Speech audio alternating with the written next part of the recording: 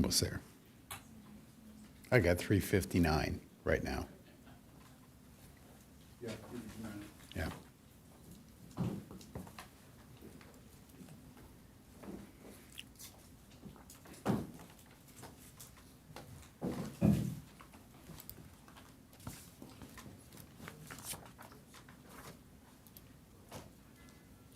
Ready when you are, Mayor. Okay. We will call this meeting to order. This is a special meeting of the Encinitas City Council to consider one item. First step is to the call to order and roll call. And if the clerk will call the roll. Councilmember San Antonio, Present. Councilmember Schaefer, Here. Councilmember O'Hara, Here. Deputy Mayor Lyons, Here. Mayor Ehlers. Here. The record will show that all members of the City Council are present. Okay, and tonight we have a single item for this 2-hour special meeting to consider local municipal code amendments which modify the 2025 California Building Standards Code related to building safety, fire prevention, energy efficiency, and green building. And the contact persons, I guess it is, Principal Planner Maynard, Sustainability Manager Najera, and Interim Fire Marshal Villagomez. And with that, I'll turn it over to staff. Thank you, Mayor. And I will add that we have a couple more folks assisting us. So we have Ryan Lampkin here tonight. He's our sustainability analyst. And Joe Romero is our building official. He's right here behind us. And Megan Openshaw, our assistant development services director. And then on the line via phone, we have Misty Bruceri and Neil DeSnow. They are the consultants that help support the statewide REACH codes program, and they'll be providing technical service tonight if needed. Okay, great. So thank you for covering the recommended action.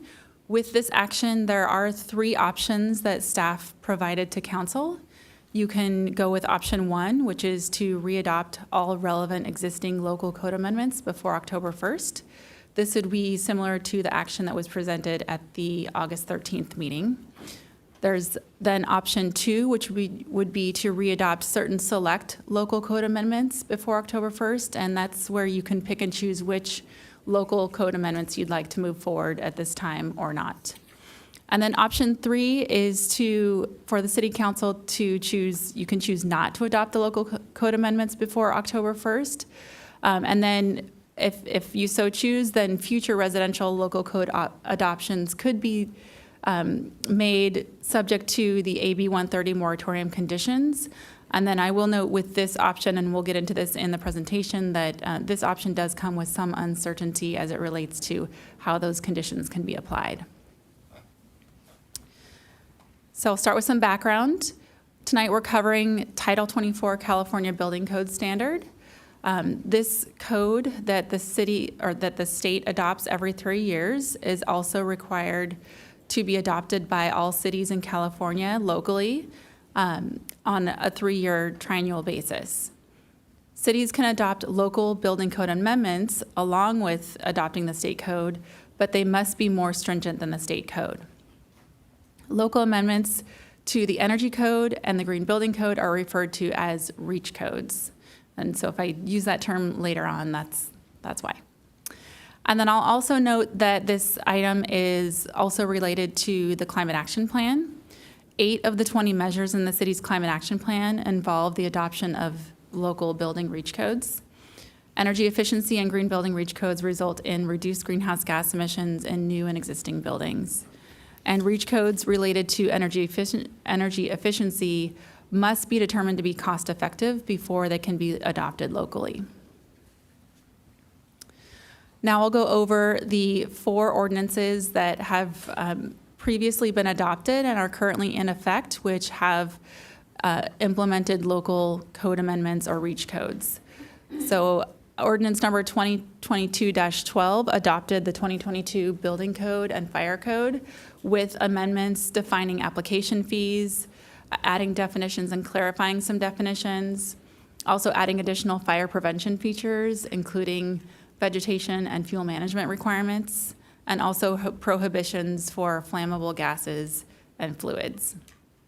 Ordinance number 2022-13 adopted the 2022 Energy Code and expanded the energy efficiency retrofit options for residential development, and then readopted non-residential and high-rise residential solar requirements.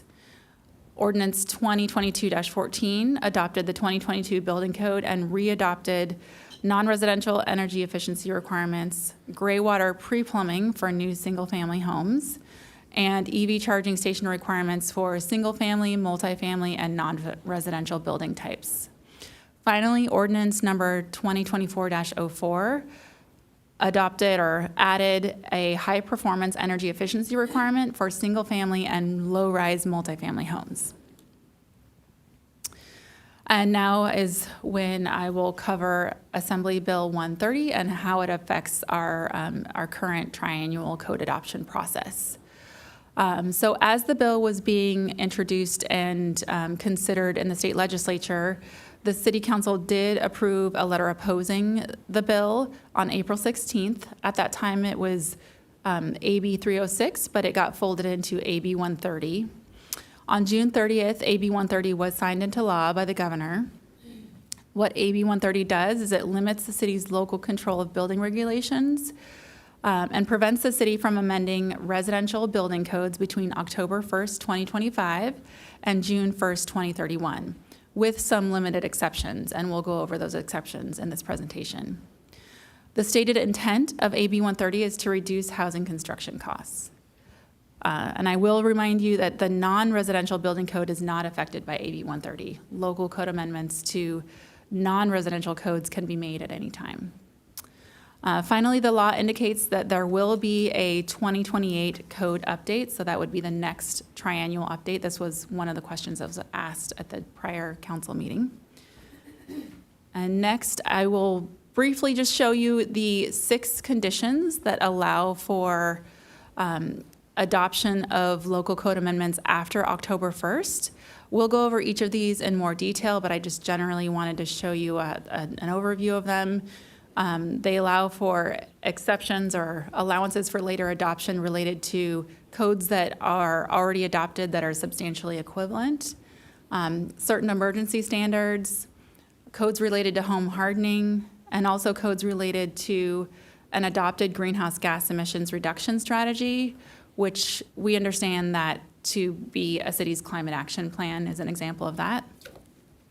Like I said, we'll go over each of these in more detail in subsequent slides. Now I'm going to hand it over to Ryan Lampkin, and he's going to go over a visual representation of the process that we're going through right now and how AB 130 has affected the process. Thank you, Crystal.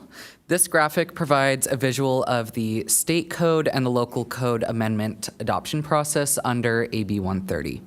In teal, we have the 2025 California Building Standards Code, and as Crystal mentioned, cities throughout California must adopt the state code by its effective date of January 1st, 2026.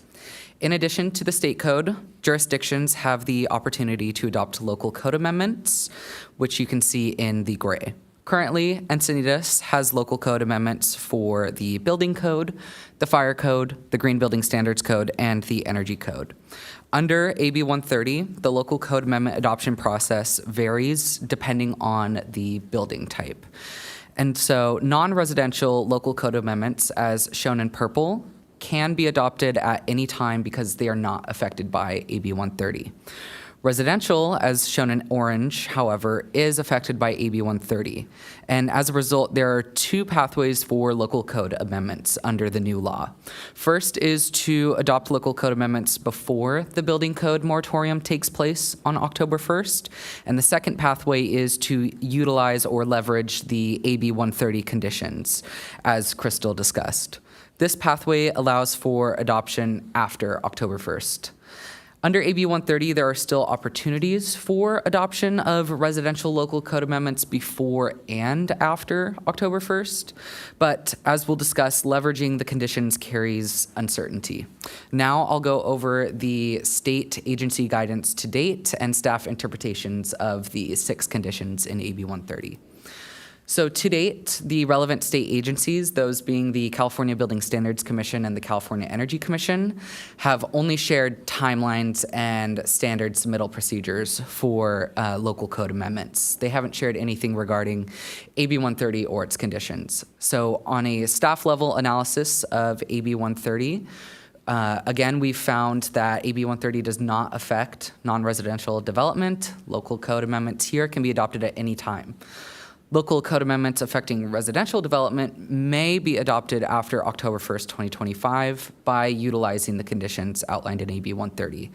However, it's very important to note that all of these conditions face legal uncertainty. As we all know, AB 130 is a new state law which was recently passed. And there hasn't been state agency guidance to date. There hasn't been any precedent from any legal rulings. And until there is, we don't have definitive interpretations of the conditions. And therefore, the safest approach to protect local control over the building code is to readopt what we can before October 1st, 2025. So now I'll go over the staff interpretation of the conditions outlined in AB 130.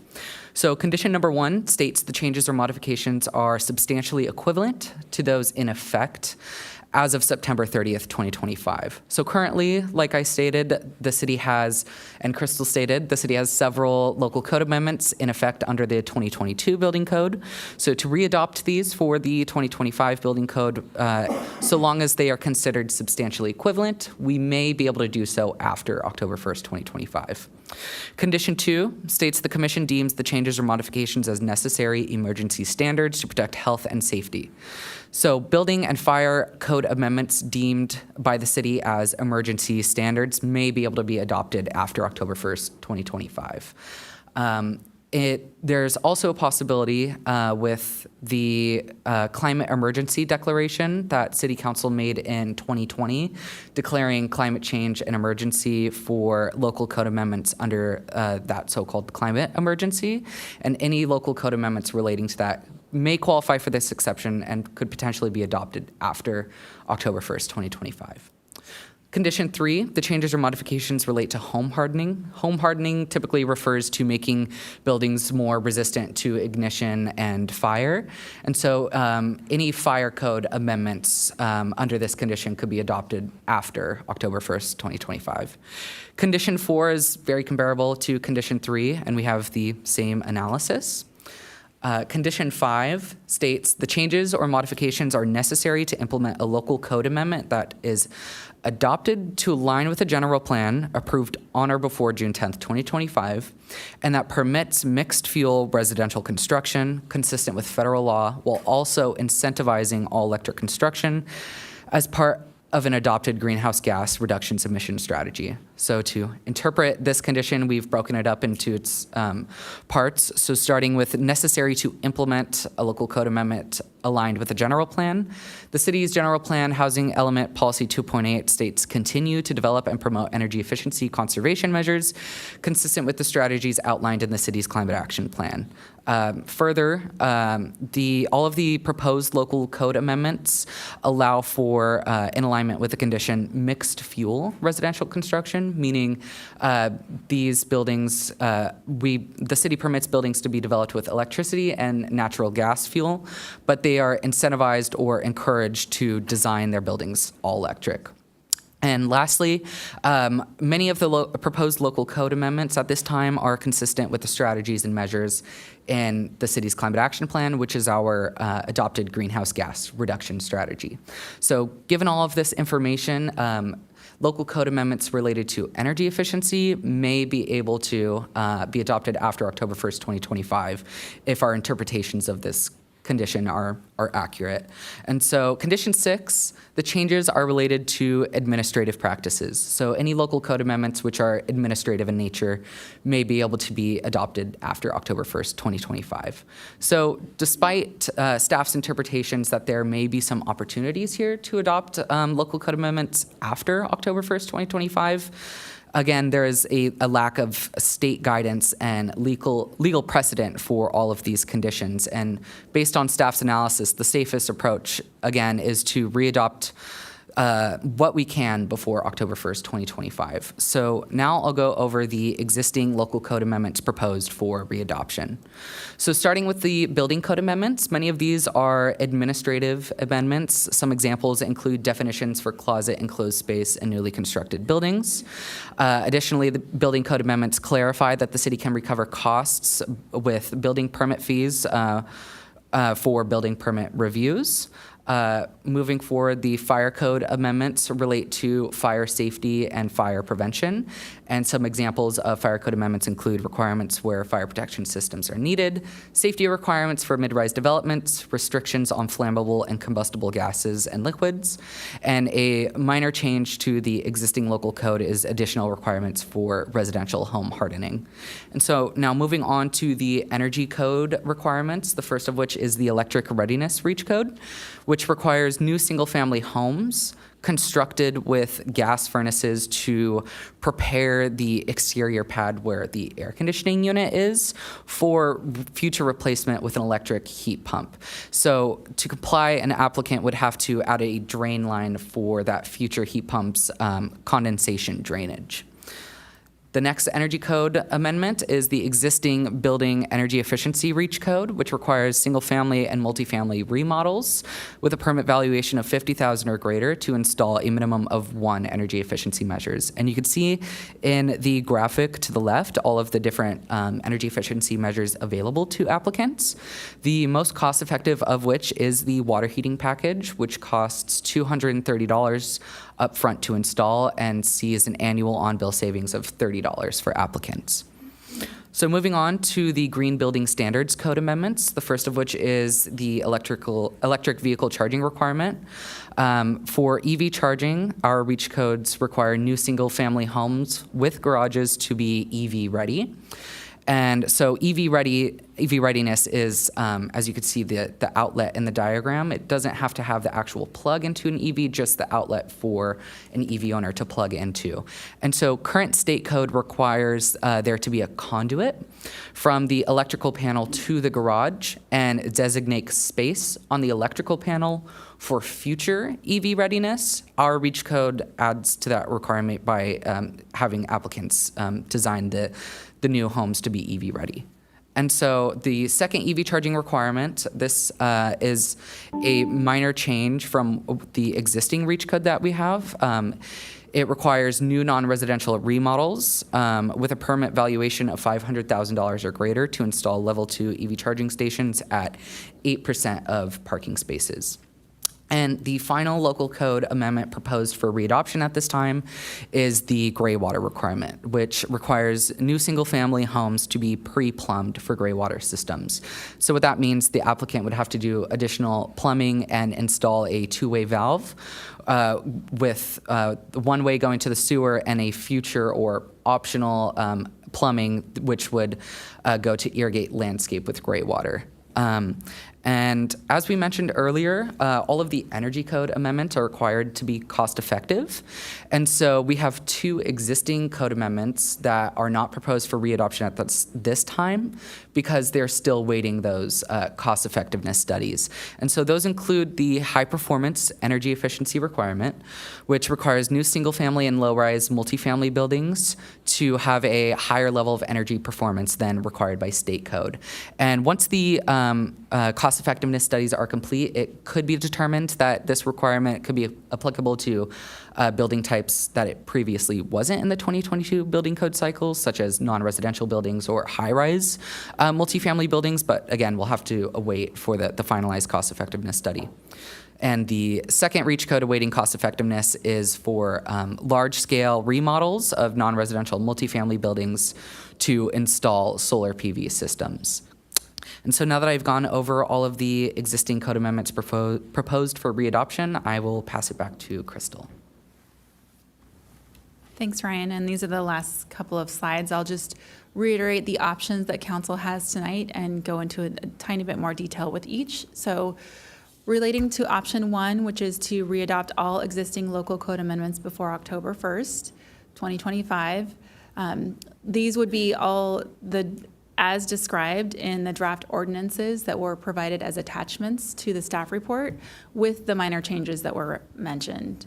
I will reiterate that this option is the one that limits legal exposure, and note that if these are readopted, at any time, the city may retract any of the local amendments that were made at a later date, if so desired. Option 2 would be to readopt certain select local code amendments before October 1st, 2025. You can adopt any portion thereof of the local codes that we just went over. One example is you could bifurcate the building and the fire code amendments from the green building and energy code amendments, and adopt the fire and building code local amendments now, and then decide to wait to do the green and energy code amendments till after October 1st. Additionally, I will mention that specifically in the building code local amendments, there are some amendments that are those that enable the city to assess building development fees. So that's one of the examples of kind of a key critical local code amendment. And then finally, option 3 is for city council to not adopt the local code amendments before October 1st, but rather go at the regular timing, which would be later this fall. And at that time, you could still consider local code amendments, and they would just need to be subject to and meeting those conditions that were outlined in AB 130. And this option would be the one that doesn't involve some uncertainty as it relates to AB 130. With that, I'll leave you with the staff recommendation and the options, and happy to answer any questions you may have. Okay. Do we have any questions of clarification? Looks like. I think Councilman it is Schaefer? a question of clarification. Was for the city attorney. It's, thank you for the report, and Ryan, thank you for going to depth. And we talked about this last week or 2 weeks ago, and talked about it yesterday. So it's pretty astonishing. I think I've mentioned this before, but just as we get started, is we don't have any definitive conditions by how this is going to be applied, but we're being asked to make definitive decisions about how we're going to go forward when the states change the rules, and they don't give us the way by which it's going to apply. Is there anybody at all amongst cities that are asking the state, well, can we wait till those conditions fall out of the sky, or whenever you deem that necessary, for us to make our decisions? We can't make our decisions on rules that aren't completely written yet. Thank you, Councilmember Schaefer. I'm not aware if there's been formal action by any cities or the League of California Cities at this point requesting formal clarification from the state. I know that this has been a subject of discussion among city attorneys and among building officials, but right now there's not a whole lot of guidance from the state. Well, again, this is a question for the council to maybe make an action that we be the people to ask and start that, because the fact of the matter is I'm not so much, I am worried about this one, but I'm worried about the precedence that's coming down of continued use where the state keeps changing the rules, expects us to jump when they haven't even told us how high. And now that's pretty hard to do. And on a moving target with already, with conditions set, like I would actually make a motion to move that we actually ask and recommend that we wait for the conditions, the definitive conditions of how this is going to be applied, come down before we make definitive decisions on how we react. Hold off on your motion until we have public Okay. speakers, and then we can come back in during deliberation. I think it'd be a better time to do it. Let's get Okay. questions of clarification All out right, of the way. thank you. So I have several questions of clarification.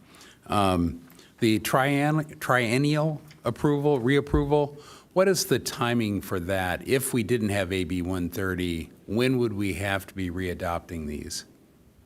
Yeah, typically you have to readopt. There's typically a 30-day window between the adoption of an ordinance and its effective date. And so in order for the code to be effective at the beginning of next year, it would have to be adopted by the end of November so that you have that 30-day window. Okay. So, and then it would be 3 years after that where regardless, we will be back readopting these same codes in 2028, at the end of 2028. And that same legal issue of ambiguity should be cleared up by then. but we don't know. So I just want to clarify timing, and the October 1st is just artificially slightly before that, but not by much. So next question was, is there any way we could modify one of them to add in energy efficiency for 4-story and greater multifamilies? Because as I recall, when we adopted that right after I got on council, there's a little asterisk, and it's only 3-story and below, and the vast majority of the units we're putting in are going to circumvent this requirement to have incentivized electric. And that just, it kills me, that here we are putting in over 1,000 units, and they get to bypass, only because, and the logic claim there that it's cheaper to build a shorter building than to stack a taller building, and that's why it was cheaper to put the gas in the taller, it made no sense whatsoever, the difference between a 3-story and a 4-story. So if we wanted to challenge that, could we extend the reach code to go to all 4-story, 5-story, et cetera, buildings? Yeah, so the first step in challenging that or looking at other possible reach codes that would include the higher story buildings would be to conduct the cost effectiveness study to see if it could be determined that there is a measure similar to that could be cost effective. So that is what the statewide reach codes program team is doing right now. They're madly trying to get all of those cost effectiveness studies for all the cities throughout the state to be able to utilize. And they are looking at trying to expand that high performance energy efficiency requirement to all other types of buildings. So it is a possibility, but it just depends on how the analysis is played out and what the data shows in terms of cost effectiveness. And then, of course, if there is a possibility, we would certainly be able to present that to council for your consideration. Okay, and do we think that it would fall under any of the 6 exceptions that would let us do it after October 1st? Yeah, it definitely could fall under a few of them. Could, Okay. yes, is the short answer. Okay, great. Moving on, there was, on page 9, there's something about saving 6,000 metric tons equivalent if all these reach codes are implemented. Do you have any background on that calculation? What kind of assumptions went into that? And you're on page 9 of the staff report? Page 9 of the staff report, I believe, yeah, page 5 of 59. I mean, it's Yeah. presented there. I always find the devil's in the details, Yeah, so. definitely. I'm going to have Ryan answer this question. Yeah, so 8 of the 20 cap measures, like we had mentioned, are relate to adopting reach codes. And so the greenhouse gas reduction assumptions for when these reach codes are fully implemented add up to that 6,000 metric tons of CO2 equivalent number by 2030. So 8 of the caps, but right now we're only talking about adopting 5 reach codes, right? The 2 of them are, did I get that, 4 reach codes? 2 That's are correct. waiting for effectiveness, so does the 6,000 include everything in the cap that's a reach code, both what's here now, what is proposed to do once the effectiveness is there after October 1st, and whatever other cap requirements might be reach codes that we would also have to do after October 1st? In other words, the 6,000, that doesn't represent just what we're doing tonight. It's a no, smaller it doesn't. number. Yeah, that's a good point. Do It doesn't. we know what that smaller number is? Not right now. We could figure that out. Okay. But yeah. Half, quarter? Half, 2/3 maybe, Okay. roughly. Yeah. Okay. Just, and so if I want the detail, I go to the cap where it did the estimating, and we'll get into that further when we look at the cap and the total cost numbers later when we're revising the cap. Yeah. So, cool. Certainly. And last question, the gray water, is it literally, you only have to put a valve on your sewer line? So, I mean, my thought with gray water collection, pre-plumbing for gray water collection meant you do things like the shower and the bathroom sinks go to a gray water drainage system not that you take the common sewer line with all the common sewer contents and then switch it occasionally, because I can't imagine how that would work. No, you're right. It's the two-way valve plus the additional plumbing that which you just described. And so is the two-way valve to let the gray water occasionally discharge through the sewer and not into the gray water? Is that the idea? Correct, yeah, Okay. that's.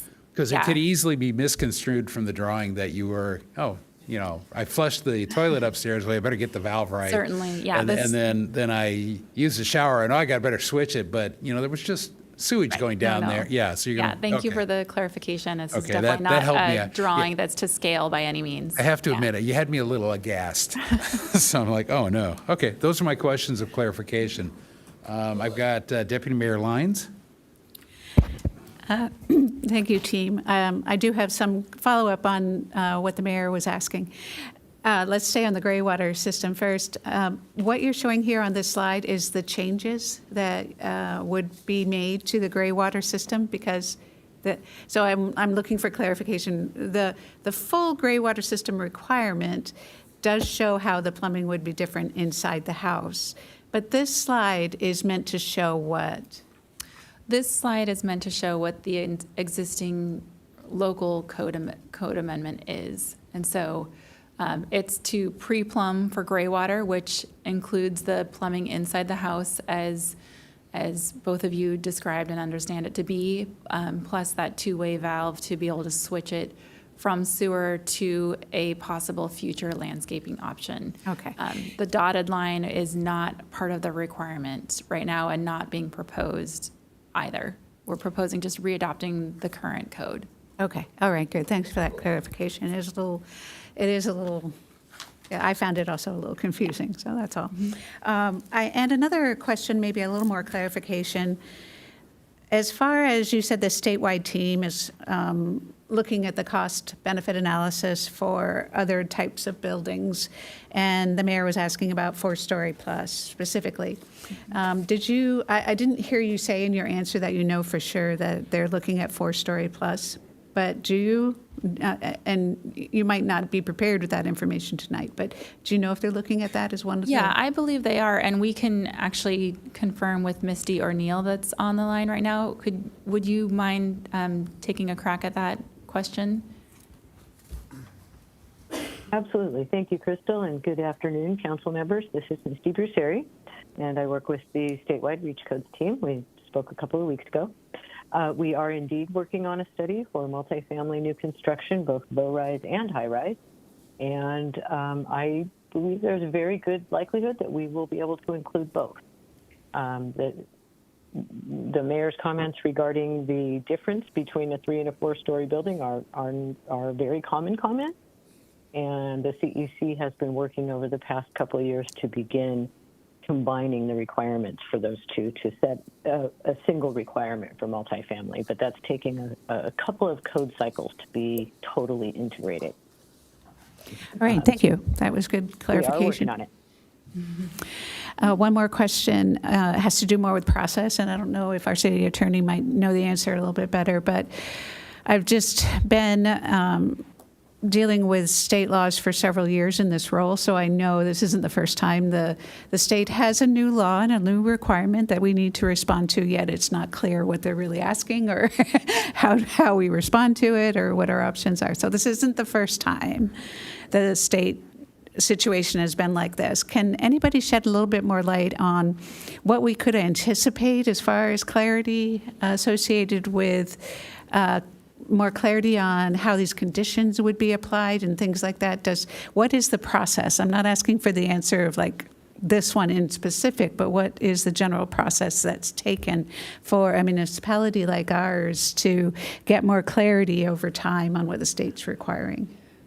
And if you don't mind, I could answer this with respect to what we've been, how we've been working with Misty's team, the statewide Reach Codes program. They've been effectively lobbying to those state agencies on all cities and counties' behalf in the whole state, asking those agencies to provide guidance Those state agencies have said, yes, we will provide the guidance. However, it's going to take us some time to do our own legal analysis to determine what that guidance is going to be. So unfortunately, we're in this limbo period where they're working on the guidance, but they haven't yet provided it.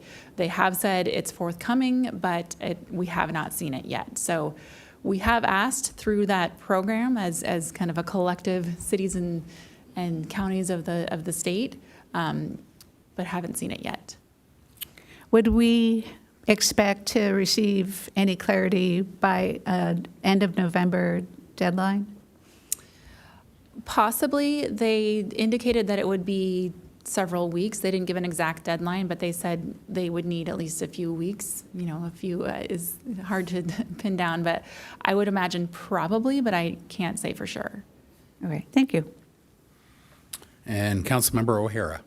I just had a question on the report, and I know the mayor had asked for a chart with the current guidelines, state guidelines, and I'm not really seeing that in here. Is that provided somewhere in here?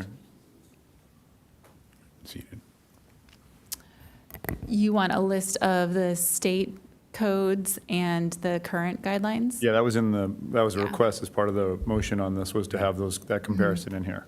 So Wondering where it the current code is what the attachments were, the draft local code amendments.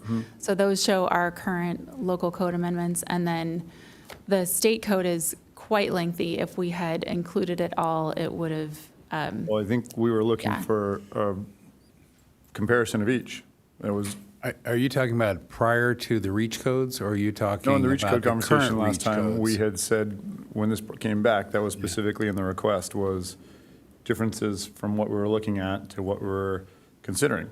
I think it's a really important piece of this. Yeah, but I thought it we was, refine it. the only difference really gets into the, I'm going to call it the Golf Mart exception, the 500,000. Is that basically the? I'm not getting into that. I'm asking where the draft we requested is in this report. That's all. I'm not. it's Yeah, not- I'm just trying to figure sorry. out what baseline you're trying to compare to. The currently active REACH codes or the prior I'd have to go back those? and look over the actual recording to go over exactly how we said it, but I know we were looking at current REACH codes, state current REACH codes, and any projection or something like that for comparison, or what we thought we'd be stuck with if we didn't, and if the answer was unclear, it's unclear. So I'm just looking to see if I missed it in here. So maybe I can, let me ask you a question. It's a question, what page is it on? If it's not in here, it's not in here. It's not I don't Yeah. need anything else. But I'm trying to make sure what the I'm what just trying to get my question answered so I can move on from it. is it, if we didn't adopt, what would it fall back to? Maybe that's the question that. No, the question is, the piece that we requested from the previous motion that got us to the 27th, where do I find that in here? And if I don't have it in here, it's not in here. That's it. It's just a yes or no question. Okay. I'll be honest, I'm not sure that I'm understanding exactly what, maybe I'll go to the background and, let's see. I think, just maybe Crystal, reiterate- I'll just sorry. chime in briefly. Okay, sure. I think our understanding of the ask from staff was to provide you with our potential code amendments as well as what the existing code language was. And so staff provided that as the attachments and those memos that you were seeing separately linked on that item. That's what staff provided in response to that ask. But if there's additional information that you'd like us to provide, we're happy to take a look at that and provide you with that information to ensure you get what you need. Okay, no, perfect. That just answered my question. Thank you, appreciate it. If I recall correctly, I think the question was based on what would it fall back to if we didn't adopt? I think that's what it was, which would be the pre-REACH code. I'm it good. would- My question is answered. Oh, We can okay. move on to the next speaker. I Okay. yield the floor. Yeah, you're right, state code. So is that it? If that's it, I believe we will take public comments. I'll call you up 3 at a time. We do have 11 public speakers for this item. First 3 speakers, Ann Feeney, followed by Jim Wong and Harold Standifer.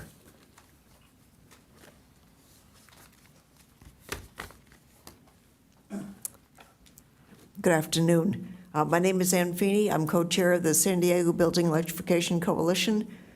In 2021, we met with all the council members and with Crystal Najaris, the staff, and the REACH code that was developed after that was a really great REACH code, and we really appreciated the support of then Mayor Catherine Blakespear and with the council for that REACH code. I urge you tonight to readopt all the relevant existing REACH code amendments before October 1st, 2025. This action would just simply extend the REACH codes that you have right now. And if you don't agree to re-adopt these tonight, you may not have the opportunity to do so later. As Crystal said, there are conditions that are outlined in AB 120 which describe situations in which later submissions may be accepted, but many of these have ambiguous language, so you don't know that they will be accepted.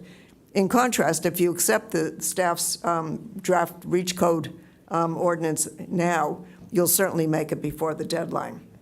Staff has done an excellent job in the short time allowed since the passage of AB 130 to prepare this draft ordinance for the City Council. Please don't miss this opportunity to maintain the current codes. Thank you. Good evening. First of all, I want to thank the mayor for questioning that four-story loophole. Thank you for doing that.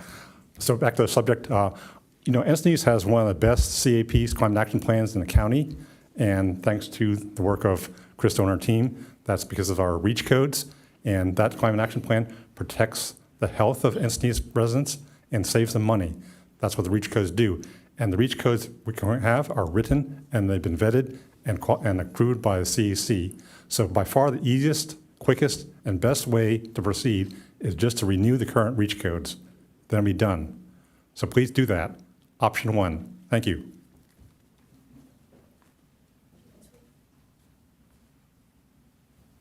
Following Harold, it'll be Niels Lund, Bob Ayers, and then Susan Sherrod. Thank you for the opportunity to speak this evening, City Council and Mayor. I want to thank staff for that excellent report as well, covering what is really a complex gathering of data and information. There's going to be a lot said this evening. There's a lot more speakers to come up, so I will be brief in my comments. You have the 4 ordinances that have been described. You've heard about the work and the considerations that went into it prior to their adoption, and then the curveball that the state has thrown us with AB 130, in which I would characterize as another step or another stab by the state at doing away with local control or limiting local control and our ability to make decisions here for in this case, the building efficiency. I would urge council to readopt as written the codes and do so before October 21st or October 1st, 2025. Thank you. Niels, you're up. Susan, you're next. Or you're third on. Susan. My name is Susan Sherrod. And I've written you, but I wanted to come in person. And I thank you for your service and considering this important matter. Basically, it seems like a no-brainer. We can limit our legal exposure if we just keep things the way they are. We can always chisel away at it later. But right now, it's working. It's in place. It took many, many years and meetings to establish it. I think it's just much, much easier and more logical and simpler to renew without changes and do option 1. I also think the uncertainty factor is another reason why go with what you have. And if things turn out different, you can always make changes later. But those conditions don't mean that you'll be able to retain what we have if you wait. So I support option 1. Thank you.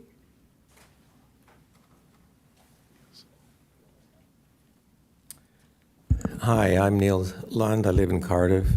I've been spending a lot of time over the years doing what I can to support changes that will improve our environment. And I'm very proud to talk about the City of Encinitas and what it's doing with its climate action plan when I'm out there. And I'm really am proud of what we have, and I really support just keeping it the way it is.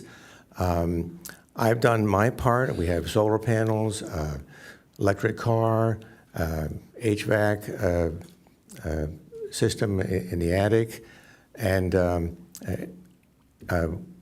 I'm hoping that the City Council will join me in furthering what you've already done and keep it the way it is. So option 1, please.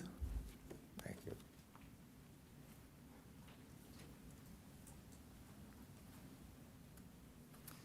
Good afternoon, Bob Ayers, Encinitas resident. Your role is to engage a collective vision for our city, understanding the laws as best you can, and lean into our manager-driven city to find ways to implement our collective goals. We have a competent manager and a very capable staff, at least what's left of it. Certainly one of the goals of our healthy and vibrant coastal town is to be very conscious and protective of our safety and environment. Encinitans, especially our youth, view global climate change and the environment as an existential issue. The REACH codes give us an opportunity to do the very best we can for our environment. Our staff has laid out clear recommendations. For you to go against any staff recommendation which could further harm our environment and shorten our reach is contrary to the needs of our city, our state, and our planet. Please adopt the full recommendations of our staff.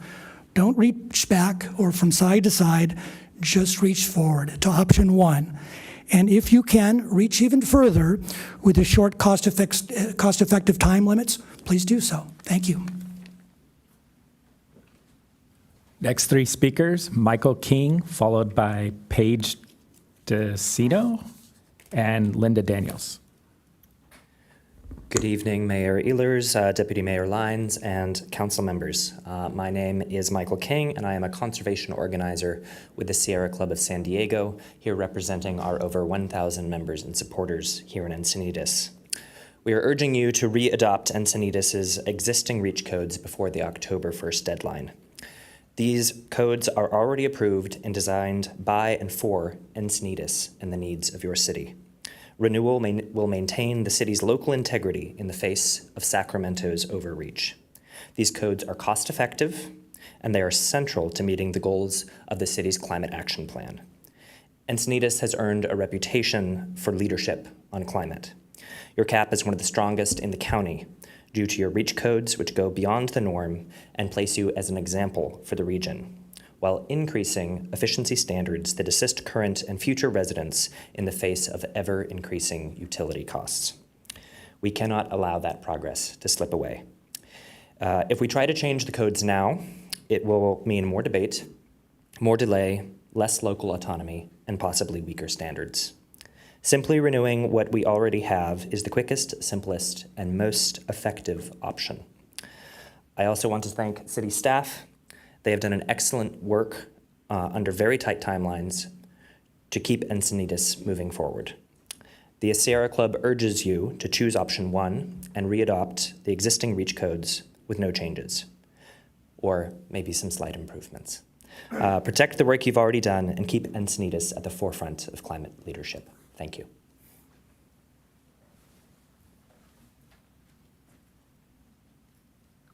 Hi, Mayor, City Council. My name's Paige DeCino. I'm a resident of Carlsbad, and I'm going to reiterate a little bit of what's already been said. I've worked on climate change for well over a decade in Carlsbad, and we always looked for Encinitas because they had such a strong reputation in the county for leading the way in climate action. For years, our cities in this area looked to Encinitas for model ordinances and sustainability. And now with so many incentives at the federal level, disappearing because of misinformed policies, it's more important than ever that local jurisdictions do all they can in reducing greenhouse gas emissions. Approving your REACH codes with no changes, that is option 1, is the most efficient way to fight climate change. Doing so will keep Encinitas as a city that you can be proud of. Thank you.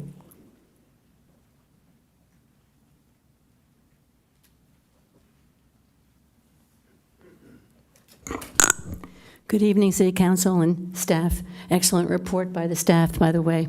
I, too, live in Carlsbad. I've been in Carlsbad for 13 years, and as soon as I retired, I decided that I was going to work to try to do anything I can to help the environment. So I joined the Sierra Club, so I'm a member of the Sierra Club, and I'm also on the advisory committee for our CEA, the Clean Energy Alliance. Climate change threatens the future of our planet. We all know that. It's affecting each one of us and our young people's health. All the heat waves, the extreme weather, natural disasters are making people worry big time about our future. According to a report by the American Psychiatric Association and Eco America, it's even causing PTSD in some cases.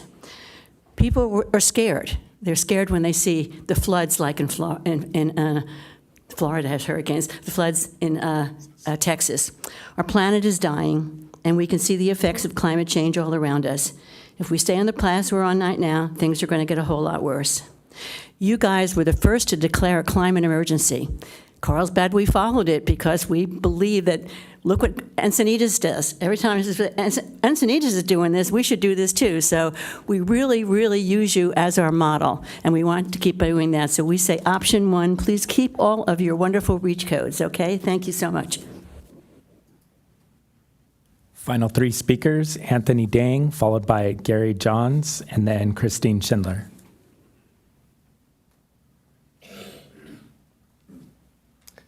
Good afternoon, Honorable Council. My name is Anthony Dang from Climate Action Campaign, and we're fighting for an affordable, pollution-free future through effective and equitable policy action. In order to improve quality of life for Encinitas and jurisdictions across our region, the health, safety, and efficiency of our buildings must be prioritized. We support the City of Encinitas' leadership and urge you to support option 1, readoption of existing REACH codes before October 1st. This will give the city the most flexibility and ensures consistency for all members of the community. For over 5 years, the council has changed, but the community's desire for these codes and their co-benefits of clean air, reduced pollution, and long-term cost savings has remained consistent, as demonstrated by the public and e-comments today. To backtrack now decreases the consistency that all stakeholders in the community need as they build and renovate. We want to emphasize that it is essential to move forward with the existing building energy efficiency REACH code, as it is exponentially cheaper for residents to choose from a menu of efficiency options while they are already making significant remodels and then having to retrofit down the road. Thank you to city staff for your hard work to find and implement impactful policy pathways for building safety and efficiency. When we prioritize these building safety and efficiency measures, we're bringing public health and air quality benefits to our neighborhoods. Thank you. Gary?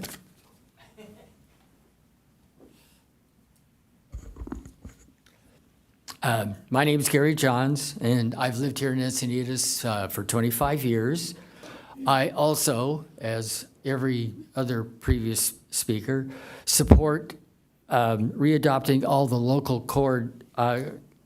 code amendments to keep things basically at status quo.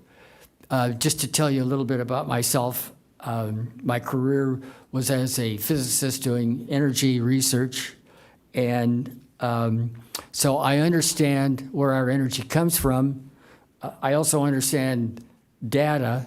And so I understand that we do have a problem of greenhouse gas emissions creating a changing climate. And that understanding leads me to be in favor of measures like the state has to reduce greenhouse gas emissions, and also for the local codes to reduce such climate-causing emissions. And I got a bunch of other things that have already been covered. I'm going to cut to the one item that I haven't really seen emphasized by the other speakers, and that is that it's clear to me that option one is maintaining our cap. We saw in the presentation that 8 of the 20 measures in our climate action plan would be affected. And the idea of going to option 2 is only being forced by the situation created by AB 130. So to me, it's really a no-brainer. There's no information dropping some of these requirements in our climate action plan. And so I urge you again to choose option 1. Thank you.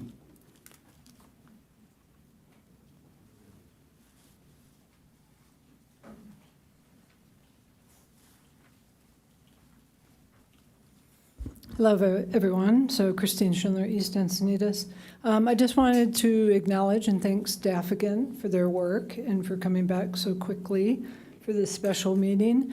And it's very nice to see some newer faces and newer voices, and then people that are coming back to re-acknowledge the important work that the city of Encinitas has done. So thank you very much for being here. So basically, do more now. So to continue with our forward progress, climate action is very important.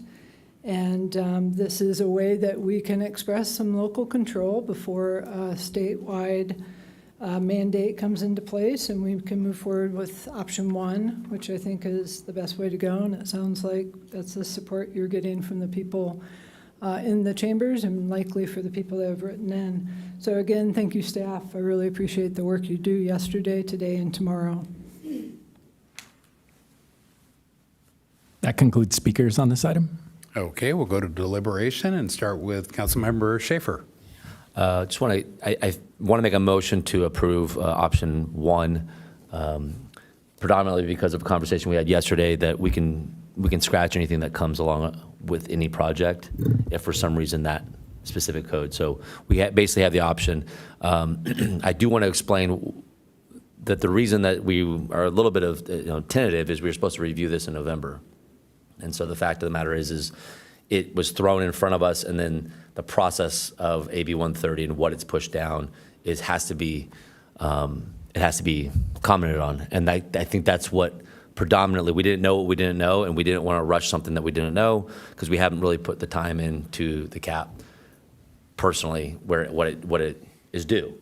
And so I just want to make sure that a big part of this was slowing down the roll from the state. And so I still have that motion on the table. We can address that when and wherever, but that still needs to go forward with or without our adoption tonight. So I will make the motion to approve option 1. I'll second the motion. Okay. So a motion and a second. I'm up next. And I support the motion the way it is. I had serious reservations because of the rapid nature that AB 130 came at us, and we didn't have quite all the questions, and there was far more ambiguity in even staff's response 2 weeks ago than in the report. And I really appreciate the clarity that report brought. I don't want to be up here making decisions based on ambiguity. I want to get as much logic into it as we can. So with that, I wanted to talk a little bit about the logic of about that triennial readoption. If we can't adopt this October 2nd, we can't adopt this November of 2028. So it's going to come to an end. I don't believe that's true, though.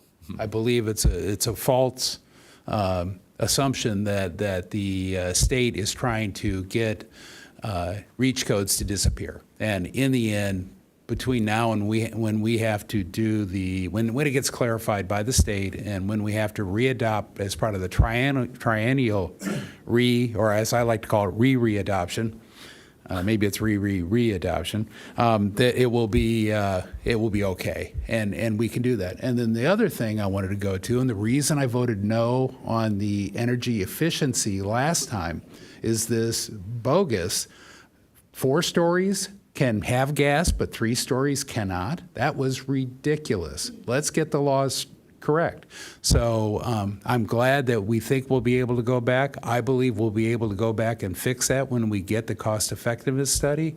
I'm okay with option 1, but my goal was, under all the ambiguity 2 weeks ago, I wanted to get that fixed 2 weeks ago and put that minor change, much like we did I'll call it the Golf Mart exception, and trying to clean up our code. So, but I think tonight, thank you, staff. And I wanted to comment one little bit of history. You know, we're all up here, the Housing Accountability Act passed in 2017, and we had virtually the same kind of gun to our head to adopt our housing element, and the state had not adopted their interpretations. We even went up, I was on the housing task force, we went up to Sacramento and asked, can we get an early copy of your interpretation memos, your legal interpretation memos? And they said no.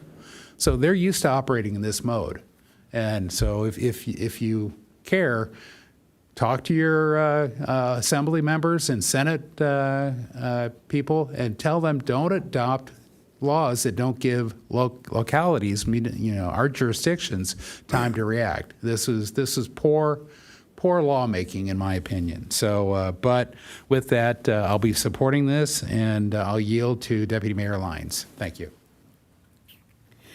Thank you.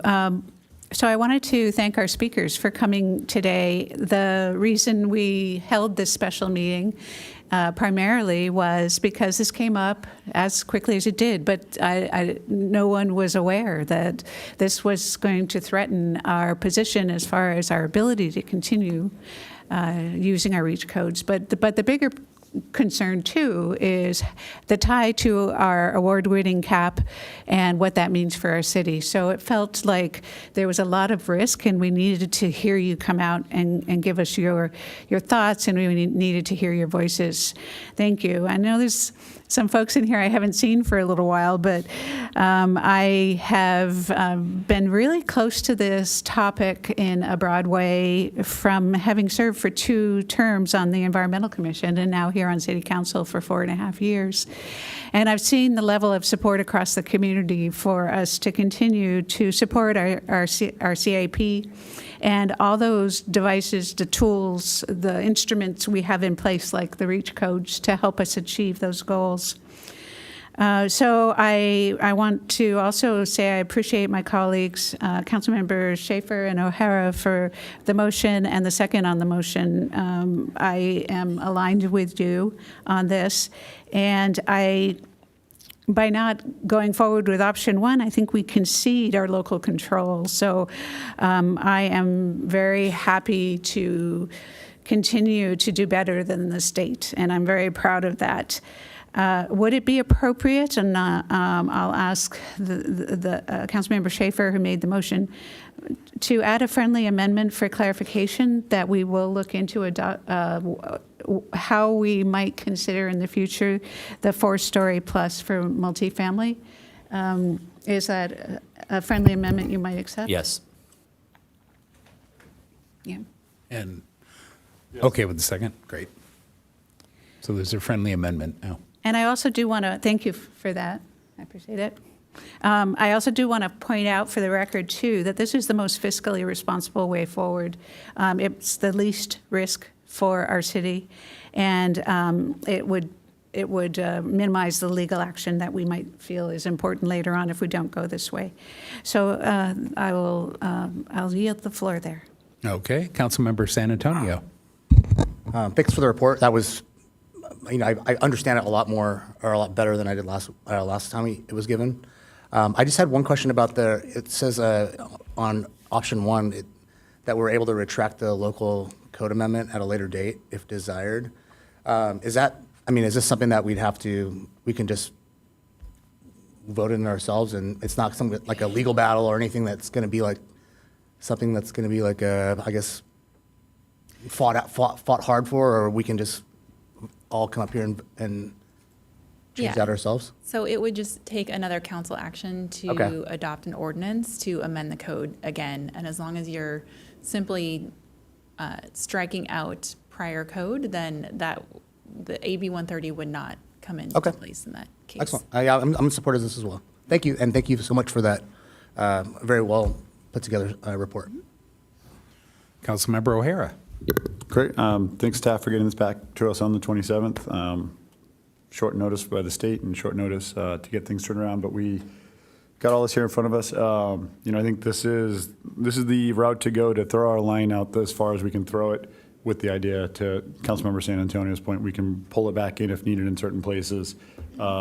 Similarly with what Deputy Mayor Lyons said. So I think this is great. Obviously, there are questions about some of these codes, but what we're looking to do today is set forward route that doesn't limit us as far how far we can go, or puts us out as far as we can go. And I think this is a great way to do it. So I think it's time to vote.